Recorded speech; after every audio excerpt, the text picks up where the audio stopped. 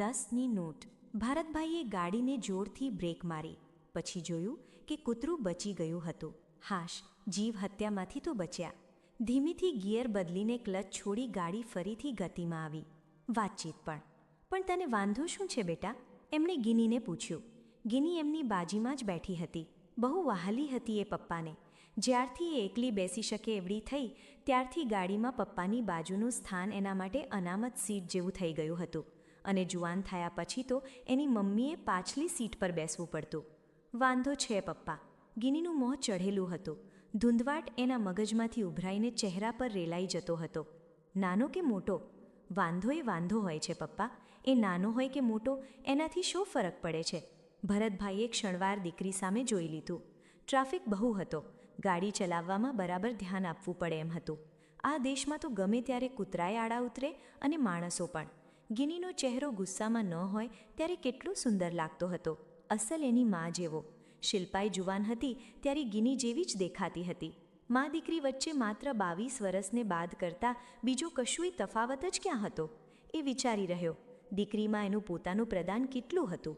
22 વર્ષ પુરાણા કોઈ ઓઇલ પેઇન્ટિંગમાં એણે તો ચિત્રકાર બનીને માત્ર પીંછીના એકાદ બે લસરકા જ માર્યા હતા। બાકીનું ચિત્ર એનું એ જ રહ્યું હતું, પણ છતાંય સંબંધોનો સંદર્ભ કેટલો બધો બદલાઈ ગયો હતો। એક પત્ની હતી, બીજી પુત્રી હતી। એકને આ ઉંમરે પણ આલિંગી લેવાનું મન થતું હતું, જ્યારે બીજીના મસ્તક પર વાત્સલ્યથી ઉભરાઈ જતો હાથ ફેરવાઈ જતો હતો। એકને જોઈને 25 વર્ષ પહેલાંની પ્રથમ મુલાકાત સિનેમાના પડદા પર ફિલ્મનું દૃશ્ય ઉપસી આવે એ રીતે મન પર ઉપસી આવતી, જેના ફળરૂપે એક સાવ અજાણી સ્ત્રી કાયમી ધોરણે એની જિંદગીમાં આવી ગઈ હતી, જ્યારે બીજી… હા, એની યાદ આવી ગયું। દીકરી જુવાન થવા આવી હતી। અઠવાડિયા પહેલાં જ એને દર્પણ જોવા માટે આવ્યો હતો। પોતે બંનેને ચશ્માના કાચમાંથી તાકી રહ્યો હતો। એની જિંદગીનું એક અભિન્ન અંગ કપાઈને એનાથી દૂર ચાલ્યું જવાનું હતું। પંખી ઉડીને એક વૃક્ષ પરથી બીજા વૃક્ષની ડાળી ઉપર માળો બનાવવાનું હતો। એને દર્પણ યાદ આવી ગયો। ગરીબ વિધવાનો એકનો એક દીકરો હતો। બીજું કોઈ પોતાની જગ્યાએ હોય તો દીકરીને માટે એ પસંદ ન જ કરે, પણ પોતાની વાત જુદી હતી। દર્પણમાં સ્પાર્ક રહેલો હતો। એનું ભવિષ્ય ચોક્કસ એના વર્તમાન કરતાં ઉજળું હતું। પબ્લિક સર્વિસ કમિશનની પરીક્ષામાં એ ઉત્તીર્ણ થઈ ગયો હતો। હવે માત્ર એને પોસ્ટિંગ મળે એટલી જ વાર હતી। આવતીકાલ એની હતી। જૂના ખોરડાની ભીંતો પરથી ઉખડી ગયેલા ચૂનાની જગ્યાએ આકર્ષક રંગનો થર લાગી જવાનો હતો, સાથે સાથે એના પોતાના દેખાવ ઉપર પણ। એ નિખાલસ પણ હતો। પોતાની આર્થિક સ્થિતિની કોઈ વાત એણે ભરતભાઈથી છુપાવી ન હતી। ભવિષ્યની ઊંચી છલાંગ મારવાના ઉત્સાહમાં એ વર્તમાનની ધરતી અને ભૂતકાળની ખીણ પર ઢાક પીછોડો કરવા માંગતો નહોતો। બેટા, વાંધામાંય ફરક હોય છે। રસ્તે ચાલતા પગમાં કાંકરી ખૂંચતી હોય તો એને દૂર કરી શકાય છે, પણ માર્ગની વચ્ચોવચ્ચ જો હિમાલય નડતો હોય તો એને હટાવી નથી શકાતો। આપણે જ હટી જવું પડે છે। ગિની ચૂપ રહી। ભરતભાઈએ વિચાર્યું કે જુવાન દીકરીનું મૌન એના ગુસ્સા કરતાંય વધારે ખતરનાક છે। એનું મોં તો ખોલાવવું જ પડશે। બેટા, એકવાર તું મને જણાવે તો ખબર પડે ને કે દર્પણ સામે તને હવે રહી રહીને વાંધો ક્યાં છે?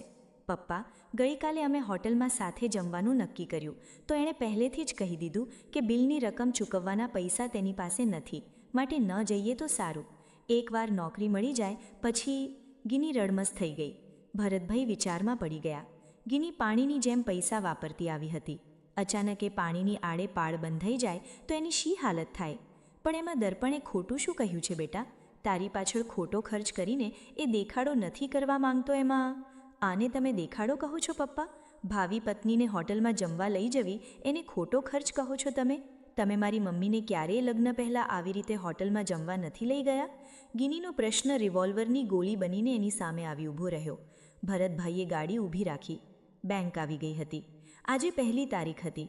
ઘર ખર્ચ માટે પત્નીના હાથમાં મૂકવા માટે ખાતામાંથી 10,000ની રકમ ઉપાડવાની હતી। એણે કાઉન્ટર પર ચેક આપ્યો। થોડી વાર લાગે એમ હતી। એ અને ગિની સામે પડેલા સોફા પર બેઠા। સમય પણ કેવું પડખું બદલે છે। ભરતભાઈ ભૂતકાળમાં ખોવાઈ ગયા। કેવા ખરાબ દિવસો હતા 25 વર્ષ પહેલાંના? ગિનીને થોડી ખબર છે? પોતે એને વાત જ ક્યાં કરી છે? પણ લાગે છે કે આજે એ બધું કહેવાનો સમય આવી ગયો છે। ગિની સાંભળતી રહી। ભરતભાઈ જાણે પોતાના જ ભૂતકાળની વિડીયો ફિલ્મ જોઈ રહ્યા। ભરતભાઈના બાપ ગામડામાં શિક્ષક હતા। એમનો તાપ બહુ આકરો। મા બિચારી હોલા જેવી કાયમ ફફડતી રહેતી। બાપા નિશાળ છોડીને ઘરે આવતા પણ શિક્ષકપણું છોડી શકતા નહીં. ચારેય દીકરી તો ડરની મારી ખૂણામાં ભરાઈ જતી, પણ તોફાની ભરત બાપની ઝપટમાં ચડી જતો. એની પીઠ પર બાપની લાકડી તૂટી જાય ત્યાં સુધી પડતી રહેતી. બાપાની શિસ્તની પારાશીશી કંઈક જુદી જ હતી. એમાં ગમે તેવો કહ્યા ગણો દીકરો પણ તોફાની ઠરે. ભરત ધીમે ધીમે પિતાથી વિમુખ થતો ગયો. જેમ તેમ કરીને ગ્રેજ્યુએટ થયો. પરિણામ આવ્યું એ જ દિવસે પિતાએ કહી દીધું, મારી બાપ તરીકેની ફરજ હવે પૂરી થઈ ગઈ, હવે નોકરી શોધી લેવાનું કામ તારું. હોલા જેવી માં માંડ માંડ હિંમત કરીને એટલું બોલી શકી, નોકરી તો ઠીક, પણ એના માટે છોકરી જોવાનું તો કંઈ. પણ પિતાની આંખમાંથી ઝરતા અંગારાએ માના અધૂરા વાક્યને જાણે કે બાળી નાખ્યું. એ સાંજે માએ ભરતના હાથમાં 5 રૂપિયા મૂક્યા. બેટા, આ આટલી રકમ મારી પાસે છે, તારા બાપને ખબર નથી, ઘર ખર્ચમાંથી બચાવીને રાખ્યા છે. જા, તું એકલો નાની દેવડીએ એક આટો જઈ આવ. ત્યાં કરસન પટેલનું ખોરડું છે, એમની દીકરી શાંતાએ તારી જેમ ભણેલી છે, એના માટે એ લોકોએ મૂર્તિયાની શોધમાં છે. તારા લગ્નના ગીત તારે જ ગાવાના છે. કહેજે કે બાપાને ઇન્સ્પેક્શન ચાલતું હોવાથી હું એકલો જ આવ્યો છું. એ લોકો સુધરેલા છે, ખરાબ નહીં લગાડે. જા બેટા, પરમેશ્વર સારા વાના કરશે. માએ આપેલી 5ની નોટ અને 10 કરોડના આશીર્વાદ લઈને એ કન્યા જોવા ઉપડ્યો હતો. બસમાં એને ગામનું નામ દીધું તો કંડક્ટરે ભાડાના 10 રૂપિયા માંગ્યા. પોતાની ઝાખપ છુપાવવા એ બોલ્યો હતો, જ્યાં સુધી 5 રૂપિયામાં જવાય ત્યાં સુધીની ટિકિટ આપો. પછી એ ઉતરી ગયો હતો. બપોરના 12:30 થઈ ગયા હતા. હજુ 7 કિલોમીટર જેટલું અંતર કાપવાનું હતું. એ આંખ મીચીને ચાલવા લાગ્યો. લગભગ 1 કલાકે એ કરસન પટેલના ખોરડે પહોંચ્યો. આંગણામાં પગ મૂકતા વેંત એ ધીમો પડી ગયો. ઘરની આગળ છાપરી નીચે બાંધેલી ભેંસોના ઝૂંડને જોઈને જ એ સમજી ગયો હતો કે કરસન પટેલ સુખી જીવ હતો. ચોપાળમાં જ પટેલ ખાટલો ઢાળીને બેઠા હતા. ભરત જઈને એમની ઓળખાણ આપી. પટેલે આવકાર આપ્યો. એના આગમનનો હેતુ એ સમજી ગયા હોય એમ લાગ્યું. થોડી વારે અંદરથી એમની દીકરી શાંતા પાણી લઈને આવી. એ શાંતાને જોઈને પાણી પીવાનું ભૂલી ગયો હતો. ગામમાં આટલું સૌંદર્ય અને એના પર શિષ્ટતાનું આવું લીપણ, આ અદ્ભુત શિલ્પ જેવી છોકરી એની પત્ની બનવા માટે સર્જાઈ હતી. પણ એનું નામ એના સૌંદર્યની ઉપર જરાય જચતું ન હતું. જો ગ્રહો સારા હશે અને એની જોડે એના લેખ લખાયા હશે તો લગ્ન પછી એ પહેલું કામ એનું નામ બદલવાનું કરશે. પછી ઇન્ટરવ્યૂ ચાલ્યો હતો. કરસન પટેલ ખરેખર સુધરેલા નીકળ્યા. દીકરીને મોકળાશ મળે તે માટે એ હુક્કો ઉઠાવીને ઘરમાં ચાલ્યા ગયા. બપોરના 1:30 વાગ્યા હતા. ભરતના પેટમાં તો બિલાડા બોલતા હતા. સારું થયું કે શાંતા બટાકા પૌવા બનાવવા અંદર ગઈ. લીમડાના ઝાડ નીચે છાયામાં ઢાળેલા ખાટલા ઉપર બેઠો બેઠો ભરત કંટાળે નહીં એટલા માટે કોઈ નવલકથાનું પુસ્તક પણ એ મૂકી ગઈ હતી. ભરતની આંખ ચોપડીના પાના ફરતા જતા હતા એમાં હતી. વિચારો બીજે હતા. ક્યાં આ ભર્યું ભાદરું ઘર ને ક્યાં પોતાનું? માત્ર ખોરડામાં નહીં, માણસમાં પણ કેટલો ફરક! આવા ઘરની દીકરી એને ક્યાંથી વરવાની હતી? એને તો પટેલની નાતમાંથી એકથી ચઢ્યા એવા મૂર્તિયા મળી જાય એમ હતા. ભણેલા ગણેલા, ખેતીની આવકવાળા, પૈસાથી ભીંતો ફાટ થતી હોય એવી સમૃદ્ધિવાળા. આમાં એનો ગજ ક્યાંથી વાગે? શિક્ષણને યાદ કરતા એનામાં અને શાંતામાં કઈ ભૂમિકા સમાન હતી કે જેથી હાથીણી એના પર કળશ ઢોળે? અહીં સુધી આવવાનું ભાડું એની પાસે ક્યાં હતું? ધૂળ ફાંકતા એ છોકરી જોવા આવ્યો હતો અને પાછો પણ એમ જ જવાનો હતો. પાસે એક ફદ્યું એને ક્યાં હતું? એ પાના ફેરવતો રહ્યો. અચાનક એ ધ્રુજી ગયો. એના સવાલનો જવાબ હોય એમ ચોપડીના 2 પાના વચ્ચે 10ની નોટ દબાયેલી પડી હતી. શાંતાએ જ મૂકી હશે. સ્ત્રીઓને એવી ટેવ હોય છે. એને યાદ હશે? કદાચ ન પણ હોય. અહીં ક્યાં પૈસાની તાણ છે? એકવાર મૂકીને ભૂલી પણ ગઈ હોય. એક ક્ષણ માટે તેના મનમાં કુવિચાર ઝબકી ગયો. સામે પડેલી 10ની નોટ પોતે જ કેમ ન ઉઠાવી લેવી? શાંતા એને મળવાની નથી તો પછી આ નોટ શા માટે જતી કરવી? કમસે કમ પાછા જવાનું બસ ભાડું તો મળી રહેશે. એ નોટ લેવા જતો હતો પણ અટકી ગયો. એ નોટ સેરવતો હોય અને ત્યારે જ શાંતા બહાર આવી ચડે તો? કેમ, શું વિચાર કરો છો ક્યારનાએ? એ ચોંકી ગયો.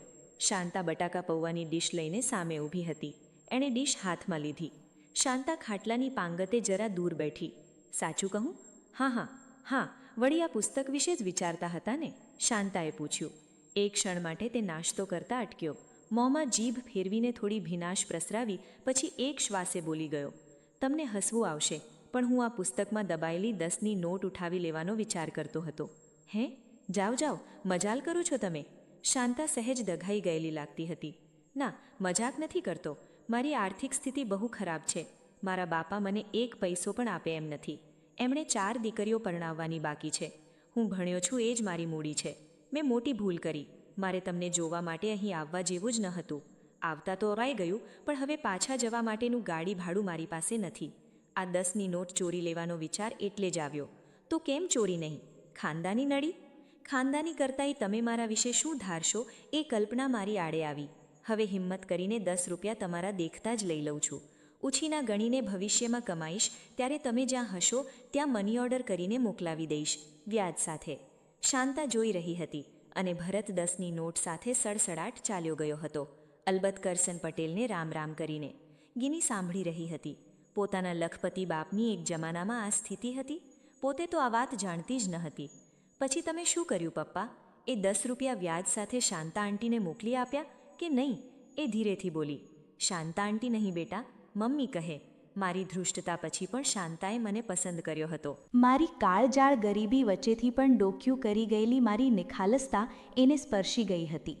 લગ્ન પછી પહેલું કામ મેં અદ્ભુત શિલ્પ જેવી તારી મમ્મીનું નામ બદલવાનું કર્યું. આજે વર્ષો પછી મારો સમય ફર્યો છે એ તારી મમ્મીના પગલે. અને તું પેલી 10ની નોટ અને તેના વ્યાજનું પૂછે છે ને બેટા? દર મહિનાની 1લી તારીખે બેંકમાંથી 10,000ની રકમ હું શિલ્પાના હાથમાં મૂકવા માટે ઉપાડું છું. એ બધી જ રકમ માત્ર 10-10ની નોટ રૂપે જ હોય છે. આ તો હજી વ્યાજ જ છે, મુદ્દલ તો હજી બાકી છે. પણ છોડ એ વાત. બેટા મને એ કહે, દર્પણને શો જવાબ આપવાનો છે? તું ના પાડી શકતી હો તો હું પાડી આવો. પપ્પા તમે તે શું? ગિનીની આંખમાં ભીનાશ હતી. પપ્પાએ ગાડીનો દરવાજો ખોલ્યો. જો તમને અમારો આ વિડીયો પસંદ આવ્યો હોય તો આ વિડીયોને લાઈક કરો, શેર કરો અને અમારી ચેનલને સબસ્ક્રાઈબ કરવાનું ના ભૂલશો.